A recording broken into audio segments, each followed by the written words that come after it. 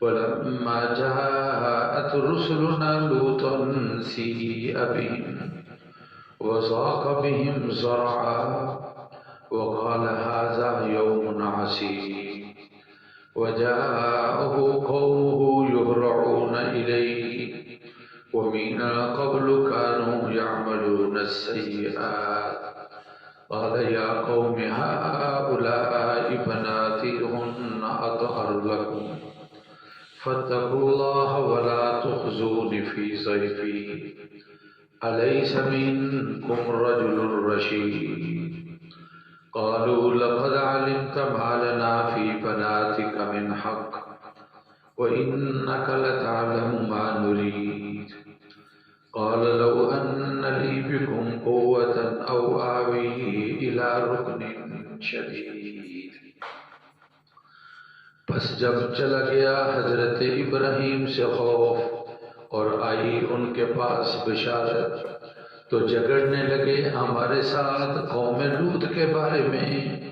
بے شک ابراہیم بڑے بردبار، بڑے نرم دل، بڑے رجوع کرنے والے ہیں. اے ابراہیم اس سے اعراض کی دیے بے شک آپ کے رب کا حکم ہے، بے شک وہ ان پر آئے گا عذاب جس کو رد نہیں کیا جا سکے گا. بس جب آئے ہمارے بھیجے ہوئے لوط علیہ السلام کے پاس تو انہوں نے برا سمجھا اور ان کا سینہ تنگ ہو گیا اور کہنے لگے کہ یہ دن مشکل ہے. آئی قوم بھاگتے ہوئے آپ کی طرف اور اس سے پہلے وہ برے کام کرنے والے تھے.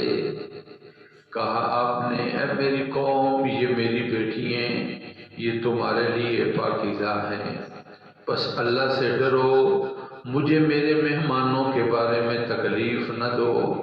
کیا کوئی نہیں ہے تم میں سے کوئی آدمی اچھا؟ کہنے لگے کہ آپ جانتے ہیں کہ ہم کو آپ کی بیٹیوں کے لیے کوئی حق نہیں ہے، آپ جانتے ہیں جو ہم چاہتے ہیں. آپ فرمانے لگے کہ کاش میرے لیے طاقت ہوتی یا میرا ٹھکانہ ہوتا کسی مضبوط جگہ کی طرف. صدق اللہ العظیم وبلغنا رسولہ النبی الکریم. انبیاء کے واقعات، قصص الانبیاء، اس سلسلے کے اندر حضرت ابراہیم علیہ الصلاۃ والتسلیمات کا واقعہ ہے. آپ کے مہمان آئے، وہ اللہ تعالیٰ کے فرشتے تھے، انسانی شکل کے اندر آئے. آپ بالکل نہ پہچان سکے. اللہ کے نبی اور پیغمبر بھی ان کو ان چیزوں کا پتہ چلتا ہے جو اللہ تعالیٰ بتا دیتے ہیں. قرآن کہتا ہے آپ نے جلدی سے مہمان سمجھ کر ان کے لیے کھانے کا انتظام کیا. تو جب کھانا آیا اور آپ کھا نہیں رہے تو ڈر گئے. انہوں نے بتایا ڈرو نہیں، ہم تو آپ کے پاس خوشخبری لے کر آئے ہیں، اللہ تعالیٰ آپ کو بیٹا دینے والے ہیں. ان کا نام جو ہے وہ اسحاق ہوگا، پھر بیٹا ہوگا، اس کا نام یعقوب ہوگا. ساری باتیں قرآن مجید میں ذرا سا غور کرے تو سمجھ آ جاتی ہیں. اللہ تعالیٰ کے یہ پیارے اور اللہ تعالیٰ کی یہ بزرگ ہستی ہیں، اللہ کی ذات نے ان کو بڑے علموں کے ساتھ نوازا ہے. لیکن وہ حد وہی ہے جتنا اللہ تعالیٰ نے ان کو علم دیا ہے. ساری باتیں ہر وقت یہ صرف اللہ تعالیٰ کے علم کے اندر ہے. اللہ تعالیٰ کے علاوہ ساری باتوں کا ہر وقت کوئی جاننے والا نہیں ہے. جس کو کہا جاتا ہے علام الغیوب، غیب باتیں ساری کی ساتھی ان کو جاننے والے صرف اللہ رب العزت ہیں. اور اللہ تعالیٰ کے نبی اور پیغمبر ان کو بہت غیب کی باتوں کا پتہ ہے، لیکن اس حد تک اللہ تعالیٰ نے بتا دیا. جہاں پر اللہ تعالیٰ کا بتایا ہوا سلسلہ نہیں ہے تو ان کو بھی خبر نہیں. جب تک بتایا نہیں گیا حضرت ابراہیم ڈر گئے اور ان کے لیے کھانے کا انتظام کیا. ظاہر اگر آپ جانتے اور پہچان لیتے تو پھر فرشتے تو کھاتے نہیں ہیں، پھر ان کے لیے انتظام کرنا یا ان سے ڈرنا اور ان سے خوف کھانا، اس کا کیا مطلب بنتا ہے؟ قرآن مجید آج کی جو آیات مبارکہ ہیں ان کے اندر ارشاد فرما رہا ہے فلما ذهب عن ابراہیم الروع، آپ کی اہلیہ حضرت سارہ علیہ السلام وہ بڑے تعجب کے ساتھ کہنے لگی اتعجبین من امر اللہ، تو انہوں نے کہا کہ بی بی کیا آپ اللہ کے حکم پر تعجب کرتی ہیں؟ رحمت اللہ، یہ اللہ کی اولاد اللہ کی رحمت ہے، وبرکاتہ علیکم، اللہ کی برکتیں ہیں تمہارے لیے۔ اور پھر کہا اہل البیت، اے گھر والو، انہو حمید مجید، وہ ذات تعریفوں والی اور بزرگی والی ہے۔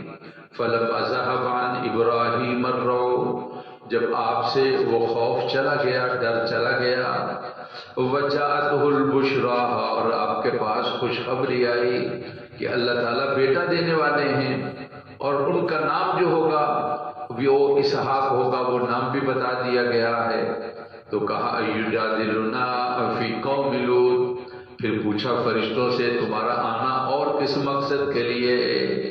انہوں نے شروع میں جب بات شروع ہوئی تھی تو کہا کہ انا ارسلنا الی قوم لوط، ہم قوم لوط کی طرف بھیجے گئے ہیں۔ یہ حضرت لوط علیہ السلام آپ کے زمانے ہی میں نبی تھے، اور رشتے کے اندر کہتے ہیں آپ کے بھتیجے لگتے تھے، اور ان کا علاقہ آپ فلسطین کے اندر تھے، اور جہاں آج بڑا ظلم اور زیادتی ہو رہی ہے، اللہ مظلوموں کی مدد فرمائے۔ اور ان کا علاقہ جو تھا وہ شام تھا، اور شام کے قریب تھا حضرت لوط علیہ الصلاۃ والتسلیمات کا۔ تو آپ جھگڑنے لگے ان سے۔ اللہ تعالیٰ یہ ارشاد فرما رہے ہیں یجادلنا فی قوم لوط، ہمارے ساتھ قوم لوط کے بارے میں بات کرنے لگے، جھگڑنے لگے۔ یعنی اللہ تعالیٰ کے جو فرشتے ہیں اللہ تعالیٰ نے بھیجے ہیں، جب ان کے ساتھ گفتگو ہوئی تو گویا کہ یہ اللہ رب العزت کے ساتھ ہو گئی گفتگو۔ تو کہا قرآن مجید نے، تو حضرت ابراہیم علیہ السلام یہ ان کا جھگڑنا کس وجہ سے تھا؟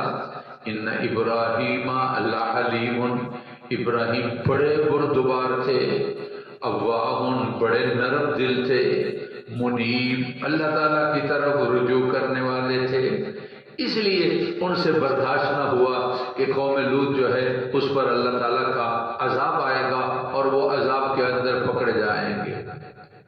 تو فرشتوں نے کہا یا ابراہیم اعرض عن ھذا، اے ابراہیم اس سے اعراض کیجئے، یعنی آپ اس مسئلے کو چھوڑ دیجئے۔ کیوں؟ انہ قد جاء امر رب، آپ کے رب کا حکم آ گیا ہے، ان کے اوپر عذاب آنے والا ہے۔ وَإِنَّهُمْ آتِيهِمْ عَذَابٌ غَيْرُ مَرْدُودٍ، ان پر عذاب آئے گا جو عذاب رکے گا نہیں، اس کو رد نہیں کیا جا سکتا ہے۔ اب یہ فرشتے یہاں سے فارغ ہوئے تو حضرت لوط علیہ السلام کے پاس پہنچے، اور آپ کے پاس جب پہنچتے ہیں تو چھوٹے نو عمر خوبصورت بچوں کی شکل کے اندر ہیں۔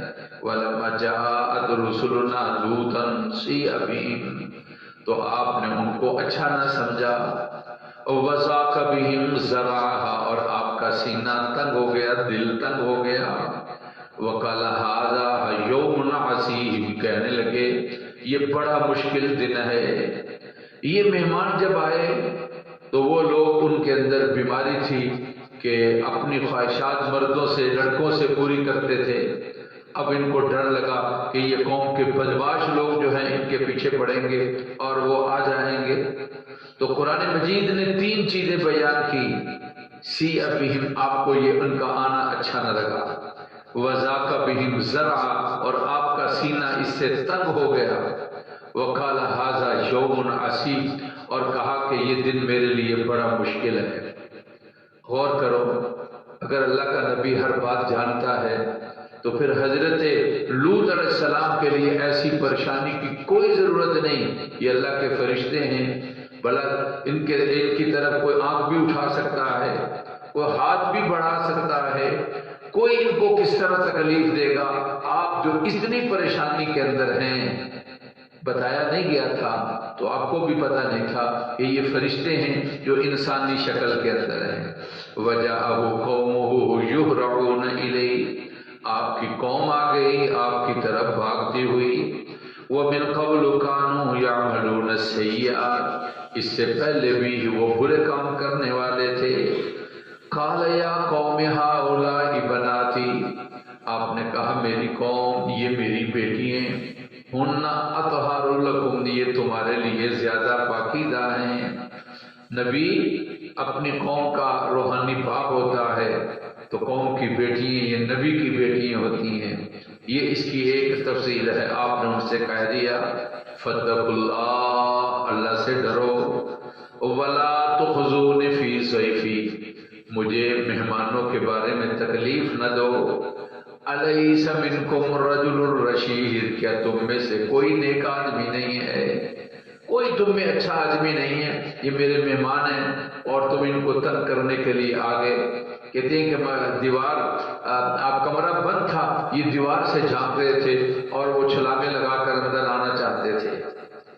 اور پھر آگے جواب دیتے ہیں قالوا لقد علمت ما لنا فی بناتک من حق، کہنے لگے کہ آپ جانتے ہیں آپ کی بیٹیوں کے بارے میں ہمارا کوئی حق نہیں، ہم وہ نہیں چاہتے ہیں۔ وَإِنَّكَ لَتَعْلَمُ مَا نُرِيهِ، جو ہم چاہتے ہیں وہ آپ جانتے ہیں۔ تو پھر اس وقت حضرت لوط علیہ السلام بول پڑے لو ان لی بکم قوہ، ہائے کاش میری طاقت ہوتی، او آوی الی رکن شدید، جب میں ٹھکانہ بناتا کسی مضبوط جگہ کی طرف۔ کوئی برادری کنبہ نہیں تھا اور آپ کے ساتھ کوئی تعاون کرنے والا نہیں تھا، آپ اس وقت اپنے اللہ تعالیٰ کی طرف رجوع کرتے ہیں۔ کہتے ہیں اس کے بعد اللہ کے جتنے نبی اور پیغمبر آئے ہیں وہ ایسی قوم کے اندر آئے اور ان کی برادری اور کنبہ بہت مضبوط اور طاقتور، مخالفت کے باوجود، نہ ماننے کے باوجود جو ان کا کنبہ وہ آپ کا ساتھ دیتا۔ چنانچہ رسول پاک صلی اللہ علیہ وسلم ہاشمی اگرچہ مسلمان نہ ہوئے سارے، لیکن قوم کو ڈر تھا کہ آپ کی برادری ہے اور آپ کا کنبہ ہے اور آپ کا پیچھا ہے، اور حتیٰ کہ جب عرب سارے نے آپ کا بائیکاٹ کیا تو وہ جو ہاشمی لوگ تھے جو آپ کے قبیلے اور کنبے کے تھے، باوجود اس کے کہ وہ سارے مسلمان نہیں تھے، لیکن انہوں نے بھی آپ کا ہی ساتھ دیا اور اس بائیکاٹ کے اندر آپ کے ساتھ رہے، اور پھر اس کے اندر انہوں نے آپ صلی اللہ علیہ وسلم کو تنہا نہیں چھوڑا ہے۔ تو آپ نے یعنی حضرت لوط علیہ السلام نے کہا کاش میرا کوئی پیچھا ہوتا اور میرے مہمانوں کے بارے میں مجھے تکلیف نہ پہنچتی۔ آگے پھر فرشتے بول پڑے قالوا یا لوط انا رسول ربک، لوط ڈریے نہیں، ہم تو تیرے رب کے بھیجے ہوئے ہیں، ان کی کیا ضرورت ہے ہمارے قریب بھی آئیں، آپ ہم سے غم اور خوف نہ کریں۔ یہ ایک عذاب ہے جو اللہ نے ہمیں دے کر بھیجا ہے، اور آپ صبح کو رات کے وقت صبح کے قریب آپ نکل جانا، پھر دیکھنا کہ اس بستی کا اور یہاں کے بسنے والوں کا کیا حال ہوتا ہے۔ کل مزید تفصیل ہوگی۔ اللہ تعالی ہماری محفل کو قبول فرما دے، اور ربنا تقبل منا انک انت السمیع العلیم۔ اللہم صلی علی سیدنا و مولانا محمد وعلی آل سیدنا و مولانا محمد۔ اے اللہ ہمارے گناہوں کو معاف فرما، مریضوں کو صحت نصیب فرما، پریشان حالوں کی پریشانیاں دور فرما۔ ہمارا ایک بچہ تھا، قریبی ورکر تھا، بیچارہ اس کا حادثے میں انتقال ہو گیا، اللہ اسد کی مغفرت فرما۔